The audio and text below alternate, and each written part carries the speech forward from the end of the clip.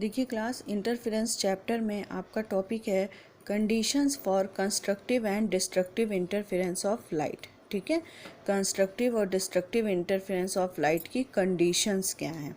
Constructive मतलब जहाँ पर इंटेंसिटी मैक्सिमम हो और डिस्ट्रक्टिव जहाँ पर इंटेंसिटी मिनिमम हो। ओके, तो अब देखिए इसके लिए हमने एक यहाँ पर डायग्राम ड्रॉ किया है। डायग्राम में देखिए ये एक हमारा सोर्स है S, ठीक है, और इस सिंगल सोर्स से दो सोर्स बनाए गए हैं S1 और S2, जिसे हम बोलते हैं, जहाँ पर S1 और S2 क्या है, कोहेरेंट सोर्स हैं। एक सोर्स से दो सोर्स बनाना ही क्या कहलाता है, कोहेरेंट सोर्स। ओके, तो ये S सिंगल सोर्स है और S से S1 और S2 दो डबल सोर्स बनाए गए हैं। ओके, अब देखिए S1 से जो है वो एक वेव चल रही है और यहाँ स्क्रीन के पॉइंट P पर जा रही है। ठीक है, S2 से एक वेव निकली, वो P पर मिली, यानी कि स्क्रीन के एक पॉइंट, ये स्क्रीन है हमारी ये, ठीक है, स्क्रीन के एक पॉइंट P पर दोनों सोर्स से चलने वाली वेव मिल रही हैं। ठीक है, अब देखिए let A1 and A2 be the amplitudes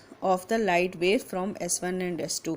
S1 और S2 से चलने वाली वेव्स का एम्पलीट्यूड A1 और A2 है। Okay, from the waves arrive at P having traversed different path S1P and S2P, hence they are superposed at P with a phase difference phi given by. ठीक, इन्होंने कहा है कि जो हमारा वेव चल रही हैं वो P तक पहुंचने में डिफरेंट पाथ को अपना रही हैं। जैसे ये S1 से जो वेव चल रही है वो कौन सा पाथ अपना रही है, S1P, और जो S2 से चल रही है वो पाथ अपना रही है S2P। ठीक, और इन दोनों के पाथ में पाथ डिफरेंस भी होगा और फेज डिफरेंस भी होगा। ओके, बस फेज डिफरेंस हर जगह पर कांस्टेंट होगा, तभी तो ये कोहेरेंट सोर्स होंगे।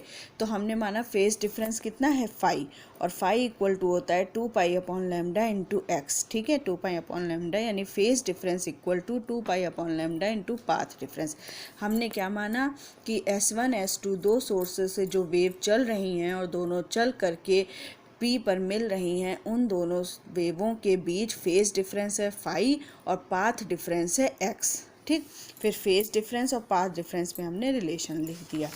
अब आगे देखिए, जो हमारी S1 सोर्स से वेव चल रही है उसकी equation y1 equal to A1 sine omega t minus KX हो जाएगा। प्रोग्रेसिव वेव है, ठीक है, ये फर्स्ट ईयर में हमने पढ़ाया है। वेव की इक्वेशन क्या होती है, A1 sine omega t minus KX, progressive wave की। इसी तरह y2 क्या हो जाएगा, A2 sine omega t minus KX plus phi, क्योंकि दोनों वेव में फाई का फेज डिफरेंस है। ओके, अब प्रिंसिपल ऑफ सुपरपोजिशन क्या होता है, दोनों का डिस्प्लेसमेंट ऐड हो जाएगा, y equal to y1 plus y2, यही तो प्रिंसिपल ऑफ सुपरपोजिशन था।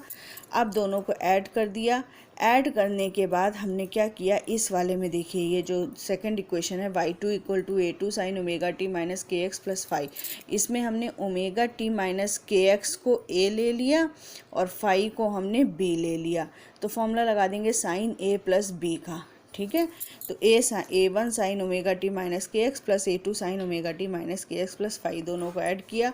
अब देखिए A1 sine omega t minus KX ऐसे ही लिखा रहेगा और इसमें हम साइन A प्लस B का फॉर्मूला लगा देंगे, तो A2 sine A cos B plus A2 cos A sine B। ठीक, उसके बाद देखिए sine omega t minus KX common ले लिया, क्या बचेगा, A1 plus A2 cos phi plus cos omega t minus KX common लिया तो A2 साइन फाई बचेगा।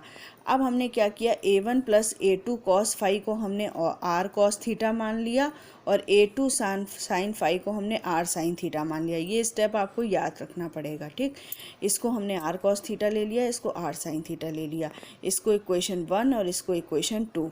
अब 1 का स्क्वायर कर दिया, 2 का स्क्वायर करके दोनों को ऐड कर दिया।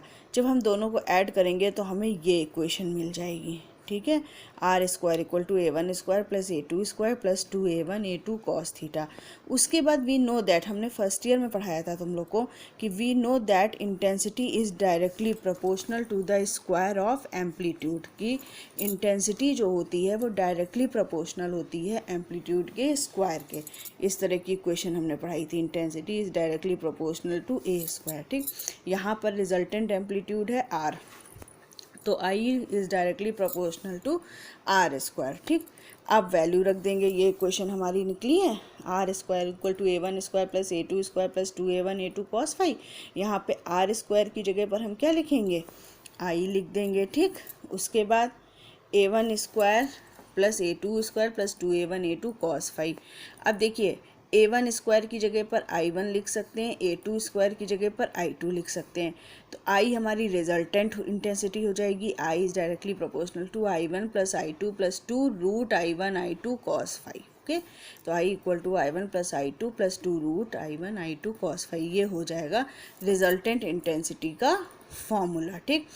अब कहाँ पर कंस्ट्रक्टिव होगी इंटेंसिटी और कहाँ पर डिस्ट्रक्टिव होगी, जहाँ पर कॉस फाई की वैल्यू +1 होगी वहाँ क्या हो जाएगी कंस्ट्रक्टिव, और जहाँ कॉस फाई की वैल्यू -1 होगी यानी कि इंटेंसिटी वहाँ क्या हो जाएगी मिनिमम।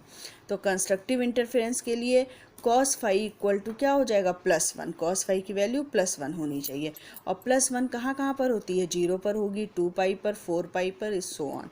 तो general term phi equal to हो जाएगा 2m पाई। ओके, ये ट्रिग्नोमेट्री में पढ़ा होगा आप लोगों ने, general term phi equal to 2m pi हो जाएगा, m equal to 0 1 2 3 so on. Okay, अब देखिए आई मैक्सिमम, जब +1 वैल्यू होगी कॉस फाई की तो आई क्या हो जाएगा मैक्सिमम। तो I maximum equal to I1 plus I2 plus 2 root I1 I2 और कॉस फाई की जगह पर 1 आ जाएगा, ठीक। जिसको हम क्या लिख सकते हैं, रूट I1 प्लस I2 का होल स्क्वायर, और रूट I1 की value A1 plus root I2 की वैल्यू A2, तो A1 प्लस A2 का होल स्क्वायर भी, ये आई मैक्सिमम की वैल्यू आ गई कंस्ट्रक्टिव के लिए, ठीक। अब डिस्ट्रक्टिव के लिए, सॉरी पहले अब इसमें हम पाथ डिफरेंस निकालेंगे। ये हमारी आ गई मैक्सिमम इंटेंसिटी, अब यहाँ पर पाथ डिफरेंस, तो path difference equal to lambda upon 2 pi into phi हो जाएगा। फाई की वैल्यू हम 2m पाई निकाल चुके हैं कंस्ट्रक्टिव के लिए, देखिए यहाँ पर फाई की वैल्यू हमने क्या निकाली है 2m पाई, ठीक। वो हमने यहाँ वैल्यू रख दी, फाई की वैल्यू 2m पाई, तो x equal to m lambda आ गया। ओके, ये आ गया हमारा पाथ डिफरेंस। तो कंस्ट्रक्टिव इंटरफेरेंस के लिए ये हमारा हो गया फेज डिफरेंस, ये हमारा हो गया पाथ डिफरेंस, और ये हो गई हमारी इंटेंसिटी। ओके, ये हो गई कंस्ट्रक्टिव के लिए। अब इसी तरह डिस्ट्रक्टिव की बात करेंगे। डिस्ट्रक्टिव के लिए कॉस फाई की वैल्यू -1 होगी, -1 कहाँ कहाँ पे होती है, पाई पे, 3 पाई पे, 5 पाई पे, तो जनरल टर्म 2m - 1 पाई हो जाएगा, m equal to 1 2 3 so on हो जाएगा। ओके, अब देखिए आई मिनिमम, डिस्ट्रक्टिव पे इंटेंसिटी क्या होती है minimum, I minimum equal to I1 plus I2 minus 2 root I1 I2, क्योंकि कॉस फाई की वैल्यू -1 होगी, ठीक। तो इसको हम क्या लिख सकते हैं, रूट I1 इंटर, ये क्या हो जाएगा डिफरेंस, क्योंकि I2 भी बड़ा हो सकता है, I1 भी बड़ा हो सकता है, हमें नहीं पता, तो यहाँ पर डिफरेंस का साइन बनाएंगे, root I1 difference root I2 का होल स्क्वायर, ठीक। रूट I1 की वैल्यू A1, रूट I2 की वैल्यू A2, ये आ गया। ओके, अब part difference lambda upon 2 pi into phi होता है, फाई की वैल्यू हम यहाँ पर देखिए निकाल चुके हैं, ये क्या है हमारा डिस्ट्रक्टिव के लिए फेज डिफरेंस है, यहाँ पर डिस्ट्रक्टिव के लिए हमारा आ गया पाथ डिफरेंस, और डिस्ट्रक्टिव की इंटेंसिटी क्या हो गई ये देखिए। ओके, ये डिस्ट्रक्टिव हो गया। अब अगर हम आई मैक्सिमम और आई मिनिमम का रेशियो निकाल दें तो ये हमारा रेशियो आ जाएगा, this is the ratio of the intensities of light at maxima and minima, that is the ratio of intensities of bright and dark fringes. Okay,